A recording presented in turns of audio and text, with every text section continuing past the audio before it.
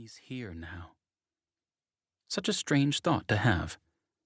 One that didn't really make sense to her. The bride and groom rushed away in a hail of laughter and well wishes. Jamie waved to them, caught for a moment by the joy that she could see on Ava's face. Ava had certainly lived through her own hell. She deserved every bit of the happiness that she had. Don't we all deserve to be happy? And then, the bride and groom were gone, riding off to their happy ever after ending. Some people actually got those. Others didn't. Others got nightmares. Jamie shivered. Davis stepped closer to her. I'm guessing it's safe to say that you're not real interested in getting married right now. It's very safe to say that. Her words trembled.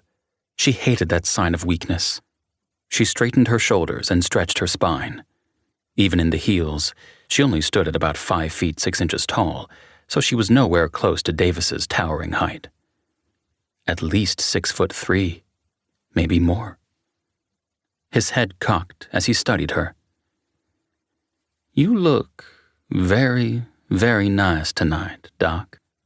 Male appreciation lit his gaze as it swept over her blue dress, a blue that she knew matched her eyes. But I've got to say, his gaze rose back to her face, I'll never forget the way you handled that bouquet. And he smiled. An actual, serious smile. In that instant, his face went from dangerous to drop-dead gorgeous. She even thought that she saw a dimple wink in his cheek. Davis offered his arm to her. Want to dance? She'd met Davis shortly after moving to the area. His family owned the McGuire Ranch, but the ranch itself only had a few horses on it. Jamie was a veterinarian, and she'd been called out a couple of times to check on those animals. She'd spoken briefly with Davis on each visit. Davis didn't have a passion for the ranch.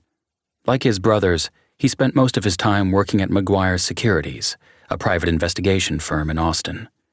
She knew he was ex-military, and she'd also heard rumors about him being an adrenaline junkie who thrived on the thrill of a dangerous hunt. Jamie, Davis murmured. It wasn't a hard question. Do you want to dance? Her gaze cut to the crowded dance floor. There's so many people out there. She shook her head and eased back a step. It's probably not a good idea. Not in that crush. Before she could turn and flee, and Jamie was giving a full-out run serious consideration, Davis caught her hand in his. At his touch, she stilled, because she was pretty sure she felt a surge of heat snake from her fingers straight to her heart. Her breath caught, and her gaze shot up to meet his.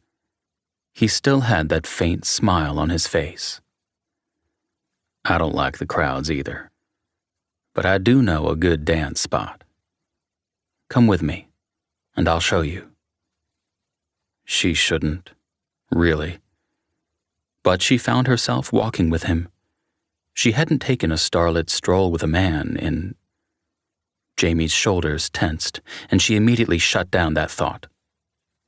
I should go. I have calls in the morning, and... Are you afraid of me? He'd already led her away from the crowd. They were out at the McGuire Ranch because Ava had wanted her wedding to be there. She'd wanted to turn a place of tragedy into a place of joy again. Of course not. Jamie was very good at lying. Too good, most days. But when your life was a lie, you had to learn how to adapt quickly. Good. He kept walking, and he also kept his hold on her hand. A few moments later, they had left the party behind and were beneath the tall branches of a tree that overlooked the lake on the ranch. The decorators had really gone above and beyond out there. They'd put up twinkling lights everywhere, and they looked like little stars nestled in the tree. The music drifted in the air, easily reaching them, as Davis turned and pulled her into his arms. How about we dance right here? I don't think my heels were made to dance out there.